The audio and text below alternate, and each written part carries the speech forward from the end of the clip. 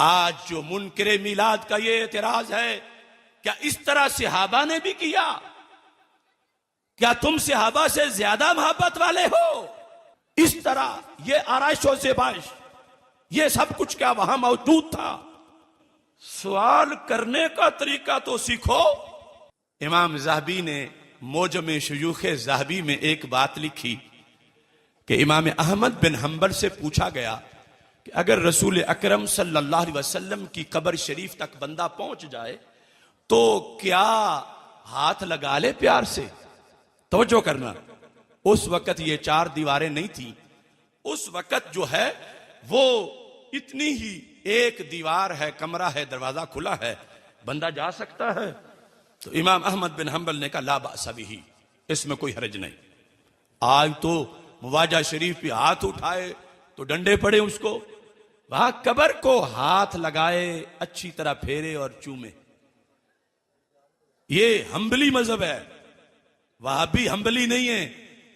इमाम अहमद बिन हंबल सुन्नी है। काला बासा भी सनद से इमाम ज़हबी ने हजरत इमाम अहमद बिन हंबल के बेटे की सनद से ये लिखा।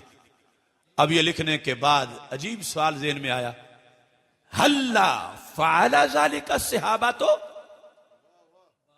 कहते हैं क्या ये काम सहाबा ने भी किया? कौन सा काम? सरकार की कब्र शरीफ को हाथ लगा के चूमने वाला। कि अगर कोई पूछे क्या ये काम सहाबा ने भी किया, तो इसकी दलीलें अलहदा हैं कि सहाबा ने भी किया। लेकिन इमाम ज़हबी इतनी पते की बात कह गए, क़यामत तक कोई रद्द नहीं कर सकता।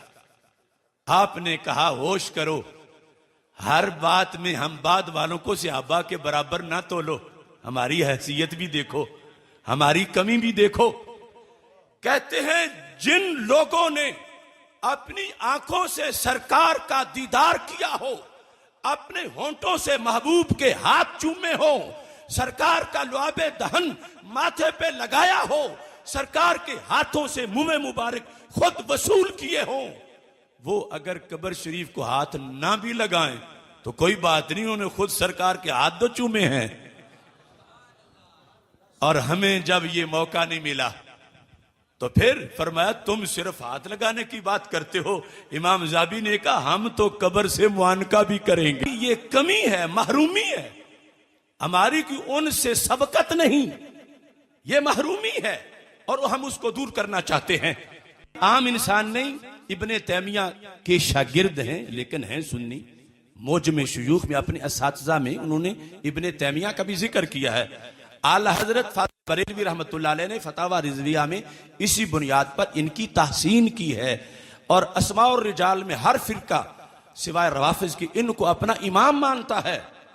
और इसमें उसूल में आम देहाती को भी ये बात समझ आएगी, इस तरह के आगे समझा भी सके।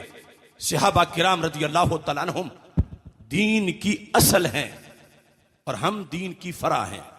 मैं कहता हूं वो है असल और हम हैं फरा। असल कहते हैं रूट्स को, जड़ों को, और फरा कहते हैं ब्रांच और टहनी को। इन दोनों का मसलक एक है, इन दोनों का मिशन एक है। सोज जड़ का है, नजर टहनी में आता है।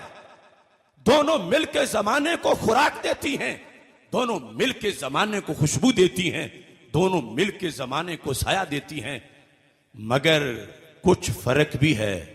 क्यों? जड़ जड़ है, टहनी टहनी है। मसलक एक होने का यह मतलब नहीं कि टहनी जड़ बन जाए और जड़ टहनी बन जाए और दोनों का जो फंक्शन है वो एक तरह का हो।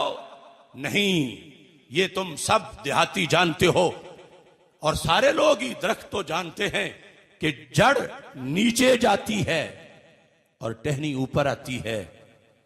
जड़ दबी हुई होती है, टहनी नंगी होती है। जड़ फिक्स होती है और टहनी वजद भी कर लेती है। और जड़ पे कोई पत्ता नहीं होता और टहनी जिंदा हो तो पत्तों से खाली नहीं होती। आज जो मुनकरे मिलाद का ये एतराज है, क्या इस तरह सहाबा ने भी किया? क्या तुम सहाबा से ज्यादा मोहब्बत वाले हो? इनका ये कहना उस नाम निहाद दानिश्वर जैसा है जो किसी दरख्त की टहनी को पकड़ के ताने देना शुरू हो गया। क्या टहनी तू तो बिदती हो गई। उसने कहा मैं ही तो 24 घंटे जड़ की खिदमत में हूं और जड़ छुप गई है सामने मैदान में मैं ही हूं। असल वो है मगर इस वक्त तो उसकी तर्जमान मैं हूं। फल पकता है तो रोड़े जड़ को नहीं मुझे ही लगते हैं।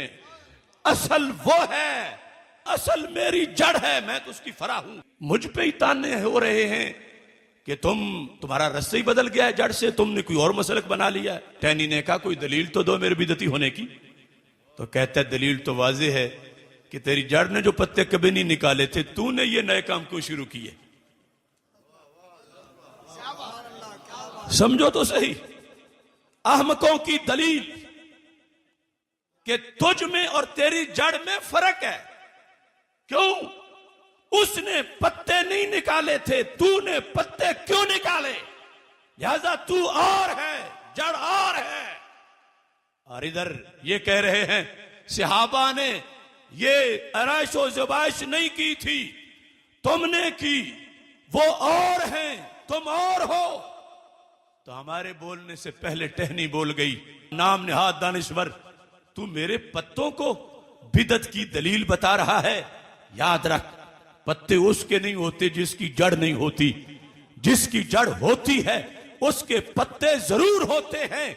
तो मैं बबांगे दुहल कह रहा हूं, क़यामत तक कोई जवाब नहीं दे सकेगा इंशाअल्लाह। सहाबा ने जड़ के अंदाज में मीलाद मनाया है, हमने टहनी के अंदाज में जश्न सजाया है। और ये हर पत्ता इन्हें ताना दे रहा है जो हमें बिदती कहने का इल्जाम लगाते हैं। हर पत्ता कहता है झूठो, तुम इन्हें बिदती कह रहे हो जिनकी जड़ें सलामत हैं। अब देखो ना, बहार आती है खजा के बाद, तो आज तक कभी ऐसा भी हुआ ये बड़ी उम्र के बुजुर्ग बैठे हैं कि बहार आई हो और उस साल दरख्तों ने नागा कर लिया हो कि महंगाई बड़ी है पत्ते नहीं निकालते, या मुफ्ती को जवाज का फतवा दे तो फिर निकाले। आज तक जब भी बहार आई है तो दरख्तों ने बहार मनाई है, कभी नागा नहीं किया। तो मेरे भाइयों, एक बहार दरख्तों की है तो एक इन खुशबख्तों की है। दरख्त अपनी बहार मनाते हैं, खुशबख्त अपनी बहार मनाते हैं। और दरख्तों की बहार के वक्त हर दरख्त, छोटा हो या बड़ा, पौधा हो या दरख्त, वो बहार में शरीक जरूर होता है। ताना है कि जिंदा हो और बहार न बनाए। अगर पूरे माहौल में तुम्हें एक टुंड मुंड नजर आए जिस पे ना कोई पत्ता है, ना कली है, ना हरियाली है, कुछ भी नहीं, अपने महरूम अंदाज से ये बता रहा है कि बहार होती तो मुझ पे भी होती, चूंकि मुझ पे नहीं तो बहार नहीं। जैसे वो कहता है ईद होती तो मुझे भी पता होता, मुझे पता नहीं तो ईद नहीं। वो टुंड कह रहा था बहार होती तो मुझ पे भी होती। मेरे घर तो सफे मातम है, मैं कैसे बहार मान जाऊं। तो क्या बहार की दलील कमजोर है, बहार का हवाला कमजोर है? नहीं। तो फिर उस पे क्यों नहीं करीब जाके थोड़ा सा कुरेदो कि बहार में कोई कमी है या इसका कोई अंदरूनी प्रॉब्लम है। थोड़ा सा कुरेदोगी तो पता चलेगा बेचारा बहार क्या मनाता, इसकी तो जड़ें ही मरी हुई है। ये खोखला है, इसको सीना जमीन से फैज ही नहीं मिल रहा। हम किसी से झगड़ा नहीं करते मगर बहार का संदेशा जरूर देते हैं। जिस दरख्त में जान होती है वो अपनी बहार मनाता है, और जिस खुशबख्त में ईमान होता है वो अपनी बहार मनाता है। इकबाल ने कहा टहनी गई जो अहद खजा में शजर से टूट, मुमकिन नहीं हरी हो सहाबे बहार से। हैला जवाल अहद खजा उसके वास्ते, कोई वास्ता नहीं है बरगोबार से। मिल्लत के साथ राबता उस्तवार रख, पैवस्तर शजर से उम्मीद बहार रख। 11 महीने मसलक अहले सुन्नत पे गुजरे तो फिर बहार आती है। जिसने अकीदे की मंडी में रियालों के इव्ज अकीदा बेच दिया, आज उस टहनी को रंग भी सब्ज लगाओ तो बाहर तो नहीं आएगी, क्योंकि वो मसलक से कट गई। बहार के अंदर कमी नहीं, बहार तो बहार है।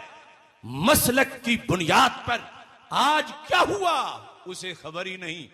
और तुम्हारे चेहरों को देखने से पता चल रहा है कि जड़ें भी सलामत हैं और मदीना शरीफ से फैज भी पहुंच रहा है।